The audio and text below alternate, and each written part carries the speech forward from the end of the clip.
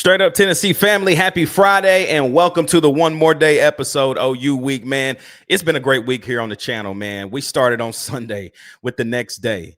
We then moved into Who is OU? Dark Mode gets released. Everybody's excited knowing about what's coming on this Saturday. Midweek chat was amazing. We were on Blue Chip Breakdown to start the night, ended here on Straight Up Tennessee to end the night. Great news from the injury report. We talked about it. No Colton Hood on that injury report. AC is still on that injury report. And then obviously Ricky, Dramond, and Travis Smith Jr. all still sit in the out window as far as on Wednesday. And now today we get into offensive and defensive playmakers of the game, keys to victory. And then we get into our final and our absolute final score predictions for this Tennessee and Oklahoma game. 7:30 kick.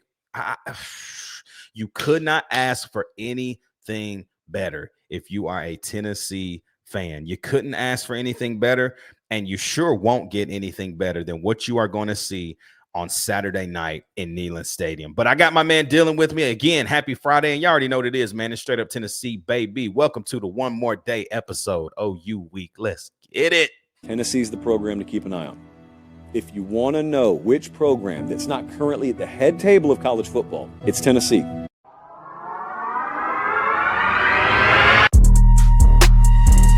Now Mashak's got to go. A fire! Fire! Wins it! July Mashak wins it!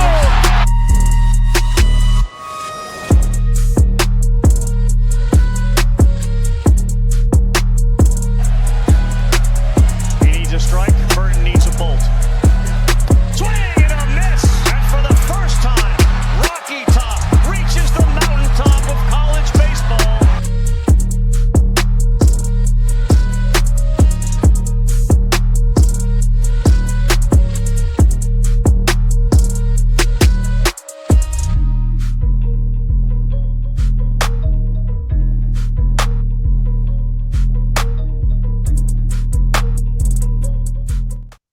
Deal. Happy Friday to you, my guy. What's good on a Friday, bro? It's good. Feeling good, man. Man, it just feels right on this day. I don't know what it is, man. I think everybody locked in right now, whether it's Friday morning, Friday afternoon, lunchtime, Friday evening, whatever you are doing. Thank you for tapping in with us today on a Friday, man. Y'all know what to do. It's the top of the show. Like, comment, subscribe. Join the channel as well, man. We want to get to 1,500 subs. We didn't necessarily get there, but deal, we still got one more day. So For real. we're right now at 1,460 on YouTube. Let's go. Can we get 40 subs in a night? I think so. So all I need everybody to do, and if you're watching the video right now, first like, second, comment what you think the final score is going to be. Third, send this to anybody you think would love this content. Do you want them to be a part of the Straight Up Tennessee family? Go ahead, send it to them, and then tell them to join us. Tell them to subscribe, then tell them to subscribe, and them, and them, and them. And then it just becomes a party here on Straight Up Tennessee after we whoop OU and we get on here on Sunday and we talk about that butt whooping. You see what I'm saying? So, deal. I mean, I started off the intro kind of a little bit about it. No Colton Hood on that injury report was massive. I think a lot of people don't realize, like, okay, yes, there are some younger guys that we haven't seen play, and there's a reason that we haven't seen them play. They're not yet ready to play on this level. Why is it that Ty Redmond is the 3-star recruit who's playing more than our 4-star recruits that we did recruit in this same class? It's because he was more ready. He was more prepared. Seeing Colton Hood not on that injury report on Wednesday, and it still continues even on a Thursday, he's not on there. Like, this gives us peace of mind going into what was already going to be a tough game, but it would have been a whole lot closer to me and more tough had John Mateer been able to attack two sides of the football field at will. Right. You know what I mean? Yep. Yeah, I mean, it's huge. I mean, obviously, Ty Redmond's been doing great, but he's also been getting beat. You expect that out of a freshman, though. But having Colton Hood is just such a breath of fresh air. I mean, the guy's projected as a first-round pick already, so you know that you're going to need him. But, man, it all just comes down to how can we take away that other side of the field? Is it going to be safety play? Is it going to play linebackers? Because Ty Redmond's going to get picked on. Yeah. And I also wonder what kind of positions is Tim Banks going to put them in, right? Mhm. Like Oklahoma's receivers, Dylan, I didn't realize this. Dude, they are small. Super. Yep. All of them are small, dude. When what's his name's got hurt, I can't remember the other guy, number 9. The bigger receiver they had. I can't think of his name. He's on the injury report listed as doubtful right now. Yeah. When he got hurt, I don't think they have a receiver starting over 6 foot, dude. I don't think they do either, to be I'm honest with you. serious. I think like Deion Burks, I think is 5'8". Isaiah Satania is like 5'9", 180 pounds soaking wet. Yeah. Like the length should be a good thing. I don't think that they're going to be able to necessarily throw up 50-50 balls against Tennessee. Like I don't No. think that's going to be their thing. But anything underneath, and if they can get behind the secondary and kind of disguise some different routes and some different, just kind of some gimmick stuff, that will get them open. But I got a hot take, deal, man. I think this is the game Ty Redmond catches his first pick as of all. Well, I guess he has 2, I guess. Yeah. Because he caught a pick early in the year. I don't remember what game that was. Oh, it was when it was Georgia when they threw it down at the goal line. Or was it? Yeah, it was Georgia at the goal line because they put that backup quarterback in. Remember? Yep. So he does have a pick on the year, but I don't really count that one. I mean, that was kind of a gimme, right? But I think this is one where he's in the right position. He finally gets his head around and makes a play. Because, dude, how many times has Ty Redmond been in position and all he had to do was turn his head, bro? How many times? Bro, I can count like 4 or 5. Last week in Kentucky, deal.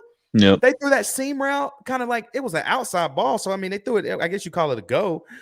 And they threw it right at him. If Ty turns around, brother, you're 6'2". Yeah. You at least get a PBU. Like that looks better on your stat sheet than just, an incompletion that's thrown your way. Right. So I don't know. I got I really think that he's got to come on, right? This is game number 9 now, bro. Like he's got to start making more plays on the football. Colton Hood, he's making on the ball. It's PBU. It's a swat. It's a pick, got to see that from him. And I think we will. I'm hoping that he goes and gets a pick, man. It would just boost some confidence majorly. So for sure. What do you think about Oklahoma's offense? This is one point that we didn't really talk about all week, but I wanted to get your thoughts before we kind of dove into keys of victory. What do you think about how their offense has progressively gotten worse, just as far as competition's gotten better and that offense has not looked the same? 6 points against Texas. And I understand Texas is a very good defense. Yeah. But that shouldn't have mattered, right? With John Mateer and how explosive this offense was supposed to be. Even against Ole Miss, y'all need to understand it. Like Ole Miss is not even like top 5 in the SEC as far as defense is concerned. No. So like they were able to kind of manipulate different things and really just get pressure. Like they said, hey, we can't really guard you, so we're just going to send blitzes all night. And that's what they did. Yeah. And they were able to get TFLs. They were able to get home. Ole Miss blitzed so much that's why that Xavier Robinson kid broke that huge run there in the fourth quarter. It wasn't because they were out of position. It's because they blitzed the house and he ran it outside. Yeah. That's what you do. Like if you can run outside when they're blitzing you inside, you're probably going to have success. And so what do you think about this offense as a whole? Is it still something that can absolutely light up the scoreboard? Or do you think it's one of those things where, yes, you still have a great quarterback, but Tennessee just has to just be basic almost and just come after him and live with the result? Yeah, well, I mean, their offense, it literally starts up front. Their offensive line is giving up way too much pressure. I know that they've got 2 true freshmen starting on the line, and then I know that there was a guy rotating.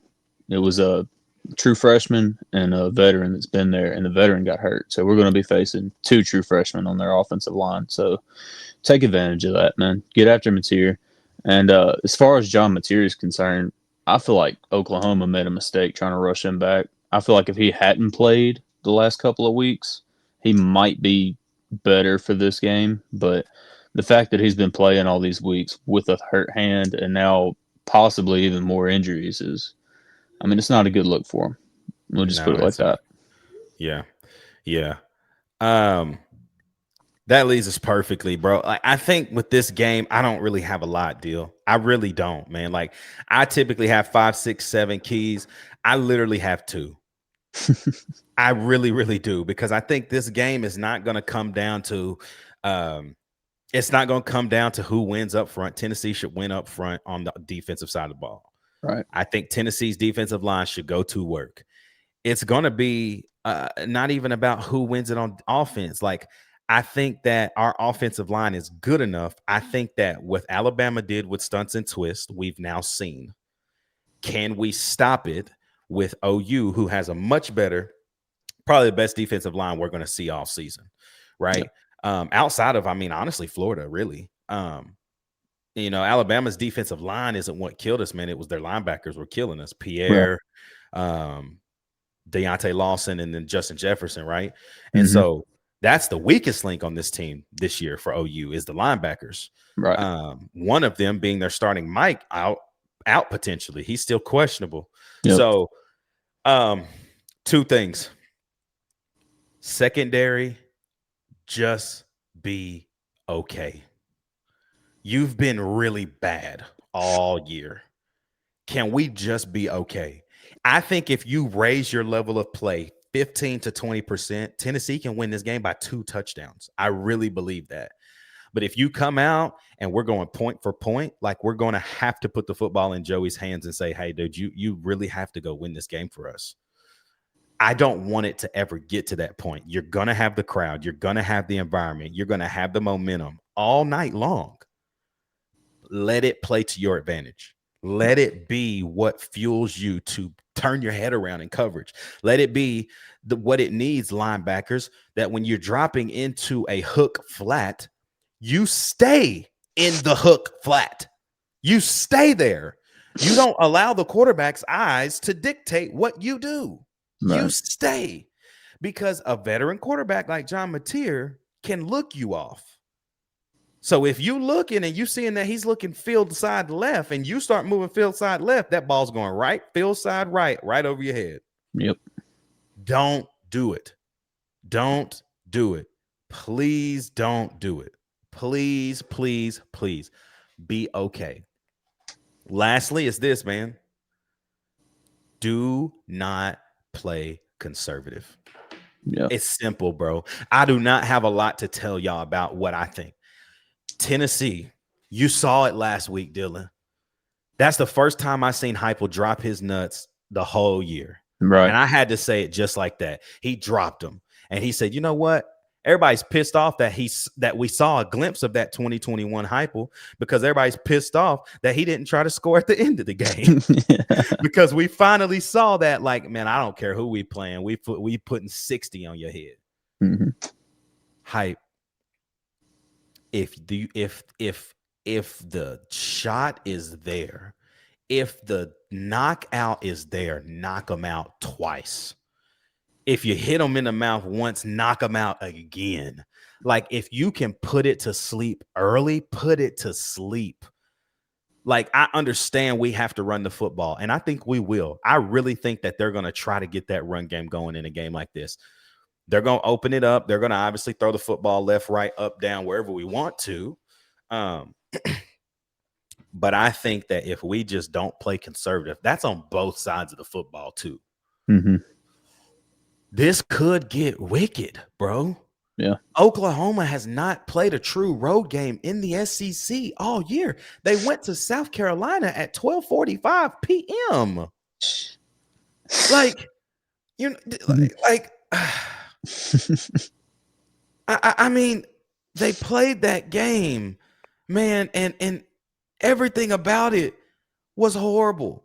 They only scored 26 points. John Mateer went 18 of 26 for 150 yards. Golly. Yeah, that's not enough. That is not enough. That is not going to beat Tennessee. No. So I'm just saying, if Tennessee cannot be conservative and we attack like we have the last 2 weeks, it can it can be special because even against Alabama, man, yes, we were throwing some screens, but we were attacking their defense. We were coming at them as far as offensively, trying to put the ball downfield, even if it wasn't there. We were trying.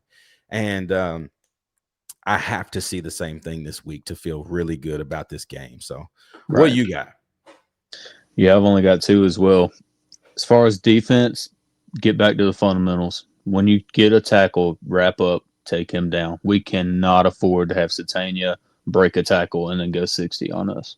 No. Because he will do it if you let him. But as far as that, prevent yak as much as you can in this game. We can't have guys catching a 5-yard slant and going for 20 more. We can't have runs getting hit at the line and then ending up with 10 more yards. We got to wrap up. We got to get guys down. And then as far as offense is concerned, communicate. Just make sure everybody knows what they're doing. This cannot be the game where Lance Hurd thinks that he's supposed to hit a power and really we're blocking zone or anything like that, because that will get Joey killed in this game. But communicate with everybody. Make sure you know what you're doing. It shouldn't be too loud while we're on offense, but it's going to be nasty when we get on defense, which is even going to help us out even more. As far as snap counts are concerned, I expect us to be able to get a good jump on the ball, because if Oklahoma's smart, they're going to a silent count. But we'll just have to see it when we get there. But other than that, man, just wreak havoc. You're better than them. Prove it. Let's go win. Go win a football game, bro. That's what that's exactly what we have to go win the football game. What you just said is the epitome of what we got to do. You do those things, you will win the football game. Yep. It's really simple. It's very simple. But who you think offensively and defensively, bro, have to be the guys to help us do that, right? I think there's so many keys that we could look at as far as, okay, Ty Redmond, huge point of emphasis, right? But then I could say, Edwin Spielman. I think he's got to be a little bit better in coverage. Like, what are you thinking right now, offensively first and then defense? Yeah, offense, I'll say Ethan Davis. I know Kentucky, he kind of showed a little sneak peek of what we've been missing. But if they're going to get aggressive and they're going to start blitzing linebackers, Ethan Davis, that's a hole for you all day long. Take advantage of it. Get as many yards as you can after the catch.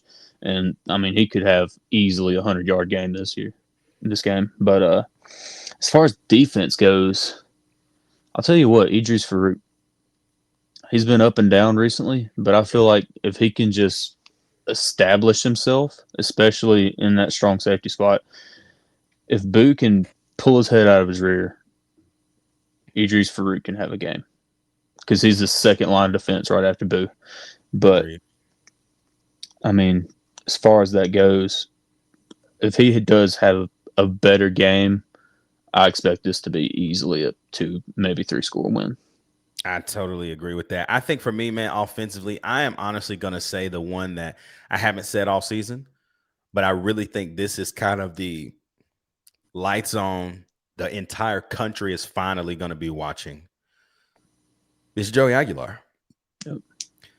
What are you going to do when, they're going to get after us offensively. They're going to try to.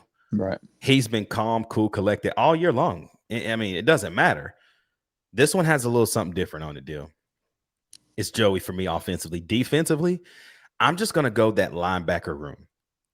I saw so much good last week out of that room with no Arion Carter. Jeremiah Telander snaps. I still feel like he can go from like that 40-ish range to like 25. Like if we can get Telander to 25 to 30 snaps, I feel good, because that's letting me know that we've got speed on the football field.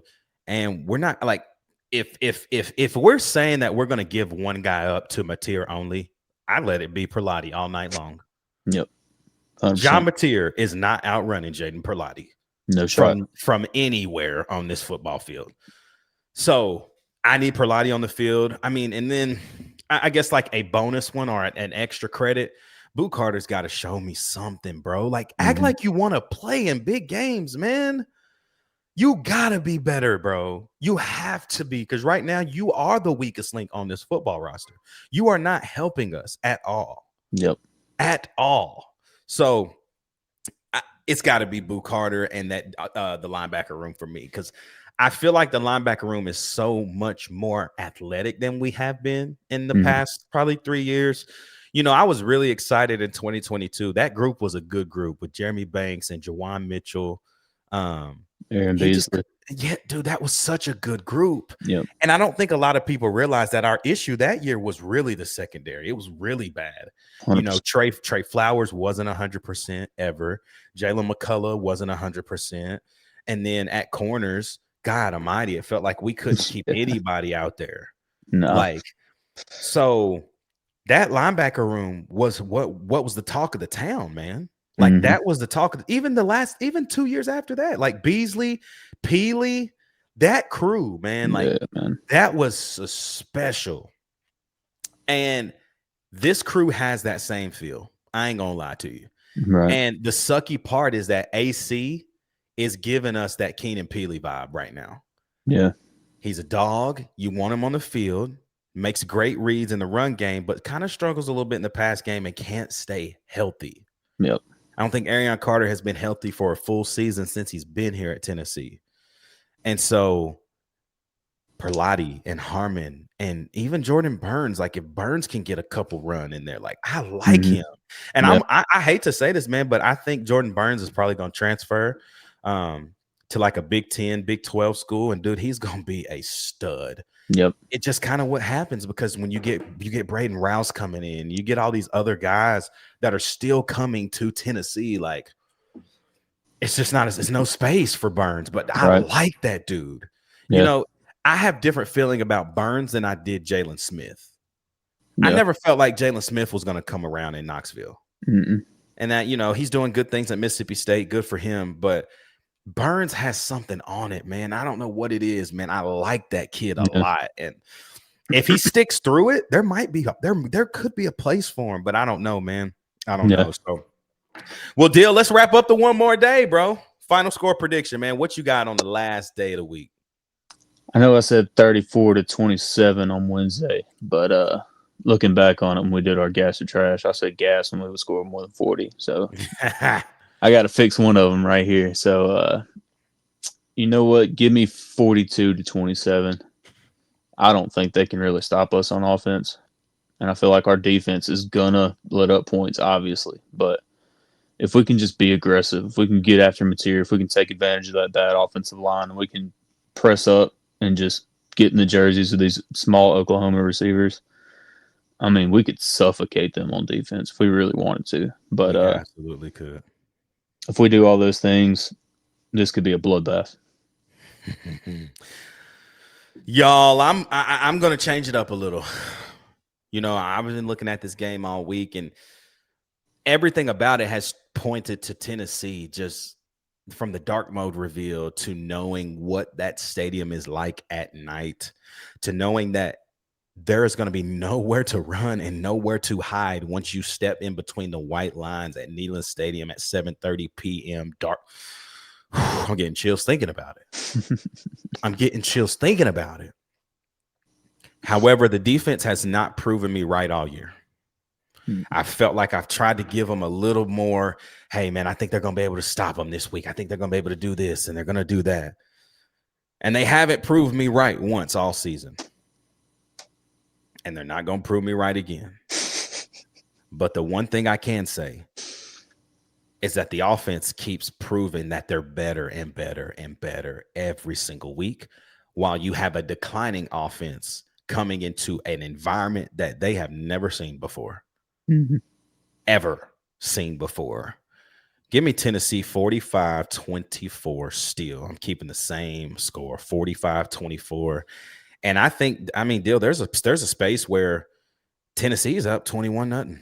That's how I feel. And I think it's just like one of them things where we try to just, you know, we pour it on and they fight back, and you know, but it's just too much too soon. That's not an offense that it's not built to come back like an Alabama 22 Bryce Young or a Georgia this year. Like, right. I don't see that from this OU team. So I'm taking the Vols, man, big. And I really would love, I would want nothing more. That would put the national media on notice.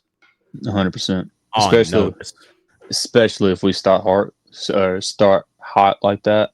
If we go up 21-0, and I feel like it's a lot more possible than we think, because once Neyland gets going, dude, you can't move the ball. It's wraps, bro. It's You ain't wraps. moving the ball. It's wraps. You get it going early, it's wraps. I'm telling Yep. you. What do y'all think? Comment below. Apple and Spotify, thank y'all for listening as well, man. It's been a pleasure. It's been a great week, and I can't wait, man. Sunday, we should be back for the next day show. It's a bye week next week, so you know how bye weeks go here, straight up Tennessee. Hopefully, we get Sunday in, and then we're going to take the whole week off, and we'll come back on a Monday. But I want to make sure that y'all understand this game means everything. If Tennessee gets this game, you feel very confident about this season, the rest of the year. You feel more confident about Florida because you know they're just not the same. That's a 3-4 football team, y'all. That's a 3-4 football team. And I understand the kryptonite at the Swamp. I get it. But you feel better because you've seen this team beat a ranked opponent this season if they do that tomorrow. So let's see what happens. Going to be a very good night. I can't wait. If you are in Knoxville, you follow the Straight Up Tennessee family, you're in the Discord, y'all know what to do, man. We'll see you at the telly. But until then, man, deal. It's one more day, bro, and we're almost there. So until tomorrow, sleep tight. Don't let the bed bugs bite. And y'all have a blessed day, blessed night. It's going to be a fun game. Dark mode, 7:30 kickoff there. And let me tell y'all, if y'all think you need to be in front of the TV at 7:30, keep doing whatever you're doing. Y'all can get in front of the TV about 7:42, and that's when we'll probably be kicking off. So till then, y'all, let's have a great night. I cannot wait for it. Cannot wait to be in that stadium. It's going to be electric. We'll see you back on Sunday for the next day. For my boy Dylan, it's your boy Ruck in the building, man. And y'all already know what it is. It's Straight Up Tennessee, baby. Go Big Orange.